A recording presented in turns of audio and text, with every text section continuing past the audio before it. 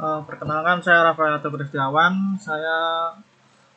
NIM saya 2411420015. Di sini saya akan mempresentasikan tentang mata kuliah presentasi karya ilmiah saya yang berjudul tentang analisis pesan dalam komik strip digital custom karya komikus Haryadi.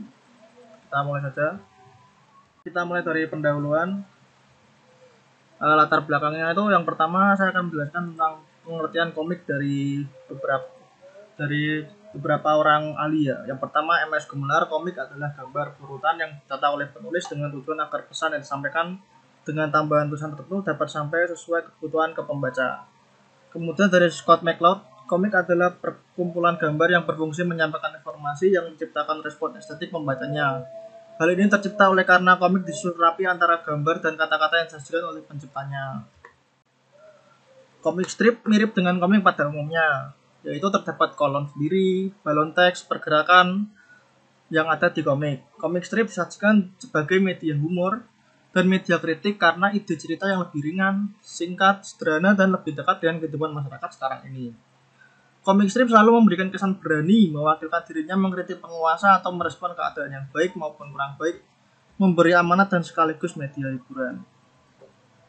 Komik strip kostum dipilih karena menarik dan cocok dijadikan bahan penelitian.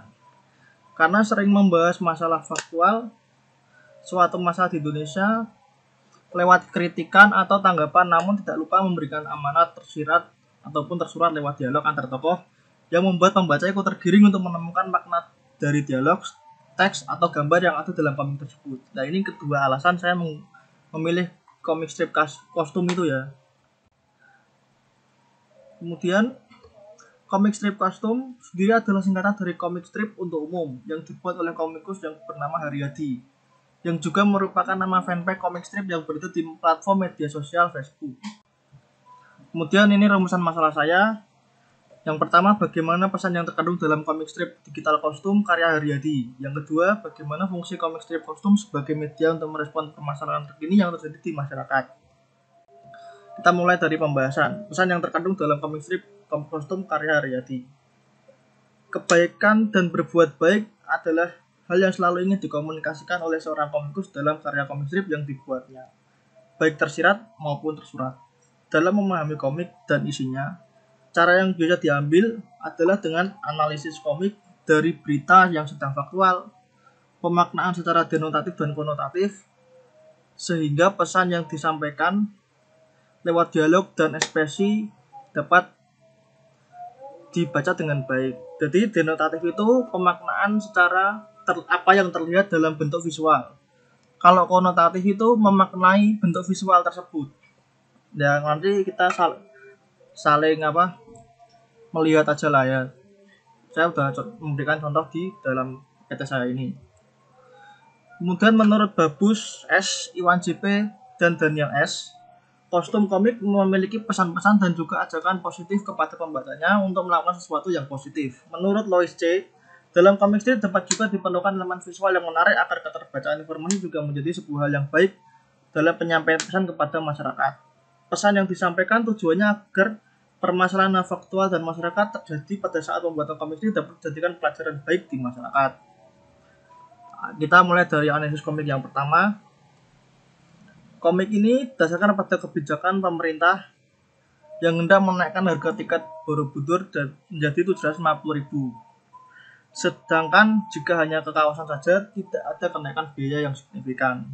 Peraturan tersebut tujuannya agar Candi Borobudur bisa menerima sedikit pengunjung ke bagian kompleks candi. Pengurangan pengunjung bukan untuk digunakan untuk menjaga kelestarian Borobudur dari hal-hal yang tidak diinginkan ya.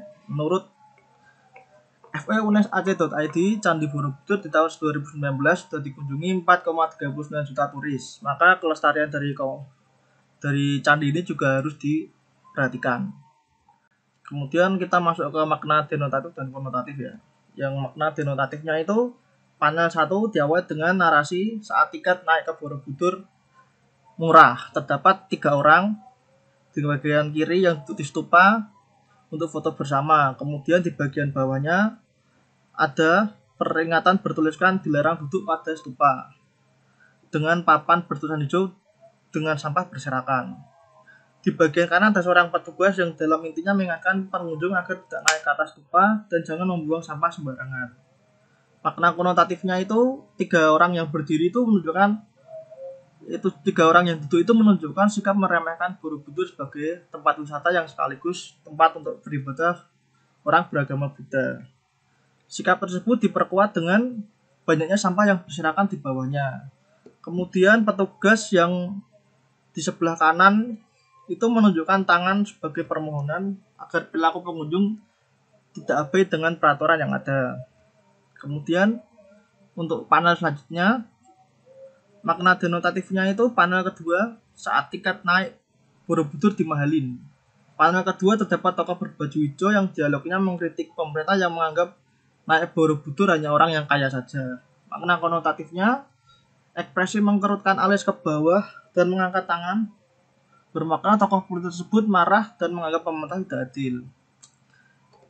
Yang kemudian panel 3, tokoh berbaju coklat menasihati tokoh berbaju putih agar jika tidak bisa bayar untuk naik, setidaknya menghormati tempat suci agama Buddha tersebut. Kemudian panel terakhir itu di blur. Biasanya kalau di blur ini merupakan edisi khusus atau mungkin agak menyinggung perasaan tentang agama tertentu karena ini kan berhubungan dengan ya agama-agama ya yang kan wisata kan juga dikunjungi oleh banyak orang beragama lain kan. Kemudian makna konotatifnya itu panel ketiga, baju coklat itu menunjukkan mata yang turun dan mulut miring, menunjukkan sikap sinis mengkritik perbuatan yang dilakukan oleh tokoh berbaju putih yang saat naik ke banjir Borobudur itu kurang memperhatikan peraturan dan sikap sopan santun yang ada di sana. Untuk yang panel terakhir itu kurang bisa diartikan secara konotatif karena ngeblur ya, nanti kalau misalnya salah arti kan nggak enak. Tapi kalau dilihat dari ekspresinya ini kayaknya ya tahu sendiri lah kesimpulannya, mesti kan ada kayak mending lah gitu. Kemudian pesan yang disampaikan, sebagai warga masyarakat yang baik kita harus saling menghormati sesama umat beragama, namun kita kadang lupa menunjukkan sikap itu dan menganggap tempat wisata religi itu seperti tempat wisata yang lainnya ya, kita sembarangan buang sampah sembarangan, foto sembarangan gitu ya. Dan kadang juga mengabai terhadap perintah yang disampaikan oleh pemandu wisata atau orang yang berjaga di sana untuk selalu tertib dan menjaga peraturan yang ada di sana. Kemudian ini ada komik yang kedua ya. Analisis komiknya itu, komik ini didasarkan kepada permasalahan di masyarakat yang viral di bulan Juni 2022. Di mana aksi yang dilakukan oleh anak-anak muda ini yang dinamakan dengan challenge Hadang Truk atau Malaikat Maut yang kemudian diupload ke platform media sosial TikTok.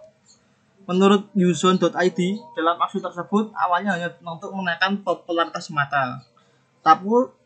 Namun aksi tersebut tidak diiringi dengan kesadaran bahwa aktivitas tersebut itu mengancam nyawa. Kemudian kita bahas panel per panel ya. Yang pertama itu dari panel pertama, makna denotatifnya. Dua orang remaja berbaju oranye dan biru berdiri di pinggir jalan, sedangkan ada truk yang lewat dan pemuda berbaju oranye berkata, ada truk yang lewat, rekam gue mau hadang biar ngikutin tren. Dijawab dengan pemuda biru, oke siap biar viral. Makna konotatifnya itu ekspresi alis yang naik dan mulut terbuka lebar itu bermakna kedua tokoh tersebut tertawa dan antusias. Tokoh berbaju ini baju biru ya guys, memegang HP dengan tujuan untuk merekam aksi tokoh berbaju oranye menunjuk truk yang sedang lewat, makna dia akan beraksi untuk melaksanakan challenge tersebut. Kemudian makna denotatif, pada panel kedua pemuda yang berbaju oranye melakukan aksi menghadang truk atau malaikat maut. Sopir truk membunyikan klakson din untuk memperingati pemuda tersebut. Makna konotatifnya, pada panel kedua, pemuda berbaju oranye memperlihatkan merentangkan tangan sebagai cara untuk menghadang truk, membunyikan klakson dan tanda seru 2 kali. Kemungkinan sopir kaget, ada kemungkinan tidak bisa menghentikan laju truk secara mendadak. Kemudian panel ketiga ini hanya onomatope atau bunyi tiruan atau suara visual yang menunjukkan bahwa tokoh berbaju oranye tertabrak truk. Kemudian kita masuk ke panel keempat dengan makna denotatif, orang yang berwarna gelap termasuk tokoh Haryadi ya. Haryadi itu yang tadi pakai baju coklat itu ya, yang biasanya pakai baju coklat, dia pakai baju yang gelap juga. Sedangkan yang berbaju oranye itu terbaring dengan mata terpejam, diselimuti jari, dan orang-orang berkumpul dalam satu ruangan yang sama. Kemudian makna konotatifnya, pemakaian warna gelap itu merupakan kebiasaan bangsa orang zaman modern jika datang ke pemakaman. Kemudian jari itu untuk menyimpulkan bahwa orang yang tersebut itu yang lagi berbaring itu sudah meninggal. Dan orang yang berkumpul itu maksudnya untuk berdoa dan berbelasungkawa bersama. Kemudian ini juga ditambah dengan tokoh Haryadi atau yang orang berbaju coklat itu dengan alis yang turun, yang dengan balon kata yang titik-titik itu mengartikan dia berpikir dan berkata dalam hati, juga menunjukkan ekspresi kesedihan. Kemudian pada panel yang kelima, tokoh Haryadi itu mendekati pemuda yang sudah meninggal. Denotatif ya ini ya. Disambung dengan panel ke-6 dengan perubahan posisi yang dari berdiri dan ke duduk dengan tangan kemudian diangkat sedikit. Kemudian di panel ke-7 sosok Haryadi membisikkan kata ke telinga pemuda yang meninggal, mampus, makanya jangan tolol. Kemudian kita bahas makna konotatifnya dari 5-6 dulu ya. Ekspresi Haryadi itu melengkung ke atas, alisnya melengkung ke atas dan mulut melengkung ke bawah. Pada panel 5 menunjukkan ekspresi sedih melihat pemuda tersebut sudah meninggal. Pada panel ke-6, Haryadi memejamkan mata, mendekatkan wajahnya dan mengangkat tangan seolah mengucapkan kata-kata terakhir ke pemuda tersebut. Kemudian ekspresi pemuda pada panel ke-5 dan ke-6 dengan mata tertutup dan lidah terjulur keluar merupakan penghiperbolaan dalam komik untuk menunjukkan bahwa tokoh tersebut meninggal. Kemudian untuk yang ke-7, mulut Haryadi membentuk huruf O kecil, menunjukkan bahwa dia sedang berbisik ke telinga pemuda tersebut. Ekspresi pemuda dengan alis ditekuk ke dalam, garis mata yang dipertegas, lidah yang menjulur, menunjukkan hiperbola ketidaksukaan pemuda tersebut kepada tokoh Haryadi. Namun karena dia sudah meninggal, dia nggak bisa membalas perkataannya Haryadi yang lumayan pedas gitu ya. Kemudian pesan yang ingin disampaikan Haryadi lewat komik ini adalah dalam melakukan media sosial haruslah dengan bijak dan tidak mudah termakan hasutan atau ajakan teman yang tidak baik dari sesama teman pengguna media sosial, gak cuma di TikTok aja ya guys. Apalagi channelnya itu hadang truk dan malaikat maut yang emang sudah bahaya ya, membahayakan diri sendiri. Kalau udah meninggal nyeselnya nggak bisa ya. Kemudian kita masuk ke rumusan masalah yang kedua. Untuk menjawab rumusan masalah yang kedua, yaitu fungsi comic strip sebagai media untuk merespon permasalahan terkini yang terjadi di masyarakat. Dalam KBBI sendiri itu, komik itu terserap dari kata komik, kayaknya diganti huruf C semua. Artinya itu lucu dan menghibur. Kemudian menurut Babus S, Iwan JP dan Daniel juga, penggambaran ekspresi dari tokoh kostum ini terkesan diperbolik, tujuannya untuk menghibur dan menarik membaca komik tersebut. Masih sama dengan pemaknaan KBBI ya yang atas itu ya. Kemudian kita lanjutkan, tujuan untuk pembuatan hiperbolik itu tidak selepas dari komedi yang untuk menarik keinginan membaca. Kemudian menurut Louis C, komedi mengajak melihat sudut pandang baru lewat imajinasi dan lelucon. Jadi ini dua sumber ini masih sama dengan KBBI, masih ada sangkut pautnya gitulah. Terus komik strip kostum ini sebagai respon permasalahan terkini, juga dia itu lebih spesifik tanpa penggambaran yang rumit, langsung to the point gitu ya. Cocok juga untuk menarik di sela-sela pembaca fakta tentang masalah yang terjadi saat ini. Kemudian masalah yang diangkat itu biasanya masalah politik, tapi terkadang itu dihubung-hubungkan dengan agama, sosial, dan ideologi di masyarakat, sehingga permasalahan utama jadi tertutupi dan sangat rumit untuk diikuti. Tapi dengan komik strip kostum ini, dengan gaya sendiri, membawakan permasalahan yang ada di masyarakat dengan baik dan tidak lupa selalu menghibur. Kita masuk ke contoh yang pertama untuk pembahasan yang kedua ini ya. Yang pertama ini, analisis komik dulu. Komik ini berdasarkan pada kasus kematian Brigadir J. Banyak kejanggalan diantaranya soal perjudian yang melibatkan banyak polisi dan ada kedugaan keterlibatan orang kaya yang terseret ke dalam kasus tersebut. Menurut karo1klik.com, konsorsium 303 ini adalah kode atau titik perjudian di daerah tertentu yang bernaung di bawah tersangka FS. Sedangkan masalah Dirjen Aptika terbata-bata bisa dikaitkan dengan aturan PSE Kominfo. Dalam aturan PSE tersebut menunjukkan bahwa setiap aplikasi online ataupun web itu yang mau beroperasi di Indonesia itu harus mendaftar dulu ke Kominfo. Tapi menurut suara.com malah masyarakat menemukan situs judi online sudah terdaftar dalam PSE Kominfo tersebut, atau yang menjadikan pemaknaan bahwa apakah ada hubungan Kominfo dengan konsorsium 303 atau perjudian lainnya. Kita masuk ke pembahasan pertama, makna denotatif dulu ya. Untuk mengingatkan kembali, makna denotatif ini sebagai bentuk kita melihat secara visual dulu. Yang visual dulu kita coba lihat di sini pemuda berbaju coklat sedang melihat laptopnya dengan gambar Brigadir J. Dengan narasi kasus pembunuhan Brigadir J menguak banyak kejanggalan dalam tubuh Polri. Kemudian makna konotatif itu melihat dari visual itu terus dimaknai kenapa kok digambarkan secara visual seperti itu gitu. Kemudian pada panel pertama ini pemuda berbaju coklat bertopang dagu dan dengan teks tanda berpikir, menekuk alis, menyipitkan mata, tanda ekspresi curiga terhadap pembunuhan Brigadir J dan hubungannya dengan kepolisian. Berarti dia intinya nih curiga gitu ya dari ekspresi yang dia tampilkan di visual tersebut.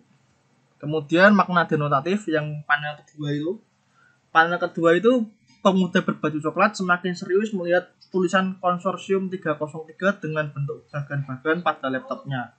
Dengan narasi sampai muncul teori konspirasi bahwa ada konsorsium 303, sindikat judi online dengan aliran dana fantastis yang melibatkan polisi sampai crazy rich.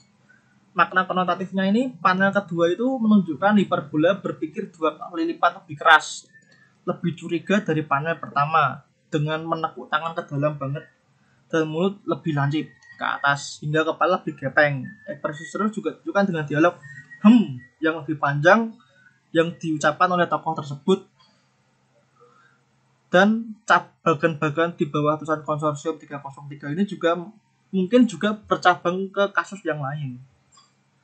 Kemudian kasus yang ketiga, makna denotatifnya itu pemuda berbaju coklat yang semakin serius dari panel kedua melihat gambar Dirjen Aptika Kominfo di laptopnya yang berkata itu permainan, orang main gaplek bisa dimainkan.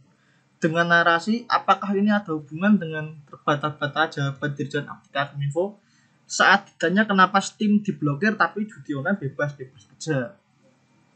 Makna konotatifnya, panel ketiga pemuda berbaju coklat menunjukkan tangan menekan tangan ke pajah hingga tangan yang digunakan untuk bertopang dagu berbentuk zigzag. Muka semakin hitam ke dalam dan dialog yang tambah panjang yang merupakan ekspresi sangat curiga. Dialog Dirjen Aptika Kominfo yang terbata-bata menunjukkan kemungkinan adanya keterkaitan pembunuhan Brigadir J dan terbukanya konsorsium 303 dengan kemungkinan aliran dana dan keterlibatan tokoh-tokoh politik lainnya di Indonesia. Kritikannya itu dari komik ini, Haryadi ingin mengkritik ketidakberesan dalam penanganan kasus Brigadir J yang banyak terdapat banyak sangkutan kasus di dalamnya, yang mungkin terdapat kasus yang lebih besar lainnya seperti contohnya konsorsium 303 dan juga mengkritik kebijakan PSE Kominfo yang seakan menganggap enteng kasus perjudian di Indonesia, seakan dianggap permainan game online biasa pada umumnya. Namun dibalik semuanya itu juga terdapat aliran dana yang luar biasa yang siapa tahu juga mengalir ke banyak politik di Indonesia yang belum terungkap hingga tuntas. Humor di sini disampaikan dengan ekspresi Haryadi bertopang dagu, yang awalnya itu normal, kemudian semakin gepeng kepalanya, tekukan tangannya juga semakin nekuk lagi.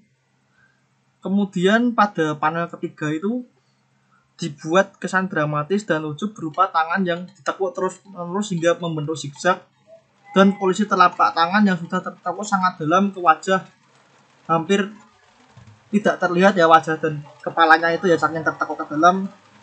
Dan juga ekspresi dialog yang dari panel pertama hingga panel ketiga itu semakin panjang dan semakin tegas.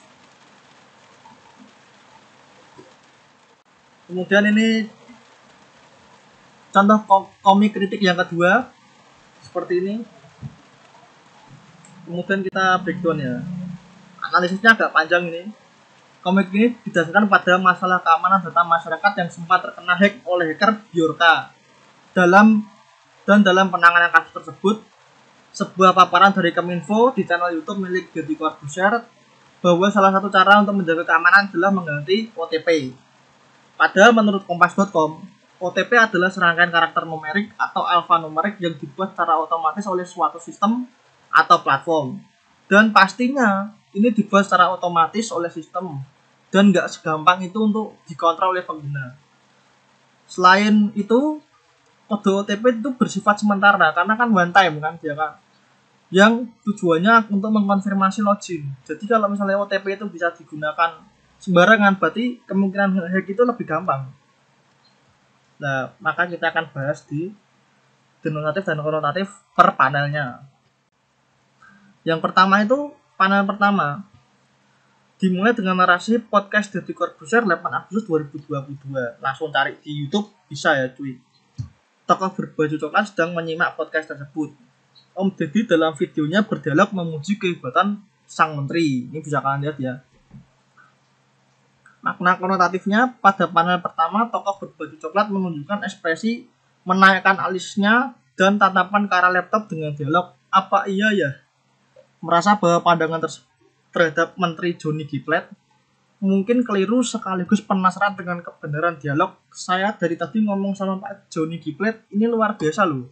Saya tidak nyangka Bapak ini memahami semua dengan detail yang disampaikan oleh Om Deddy.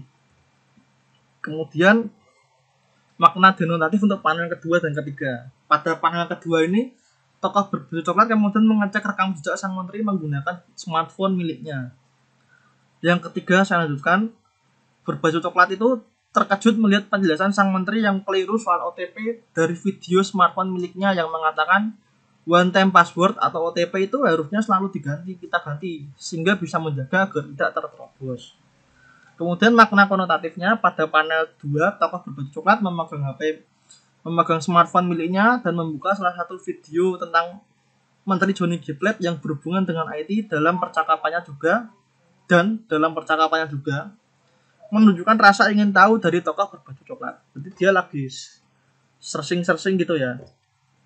Panel ketiga, tokoh berbaju coklat tersebut menunjukkan ekspresi alis naik dan mata melotot melihat video di smartphone miliknya dengan dialog titik-titik itu ya, menunjukkan ekspresi kaget saat melihat pernyataan keliru melalui dialog Pak Johnny G. Plate tentang masalah OTP yang harus sering diganti.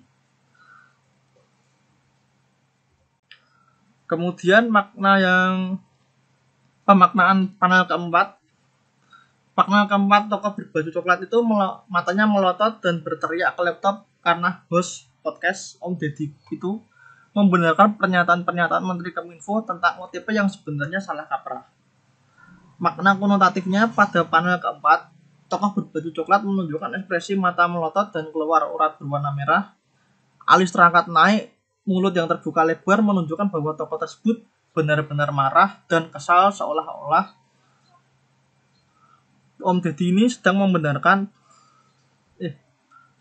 sedang ikut diskusi antara Om Deddy dan Menteri Johnny G. Plate. Kekesalan tersebut juga nampak dari dialog yang ia ucapkan ke arah laptop miliknya sendiri. Ya, OTP kan nggak bisa kita kontrol, itu dikirim dari app atau website yang mau kita login. Dan emang otomatis ganti setiap beberapa detik. Pak Johnny memahami semua detail. Dari mana Om Deddy? Kritikannya itu lewat comic strip ini, Haryadi ingin mengkritik channel YouTube milik Deddy Corbuzier yang mengundang tokoh terkenal tertentu ke dalam podcast miliknya yang bersinggungan dengan masalah tertentu, tak terkecuali tentang masalah politik. Namun Deddy Corbuzier terkadang memilih untuk menyanjung tokoh tersebut dan terkadang tidak mengungkapkan bahwa perkataan tokoh tersebut yang diundang itu kurang tepat. Lewat komik ini juga sebenarnya Haryadi ingin mengkritik Menteri Pak Johnny G. Plate yang kurang kompeten dalam bidang IT, yang seharusnya sudah kompeten tentang informasi dan komunikasi.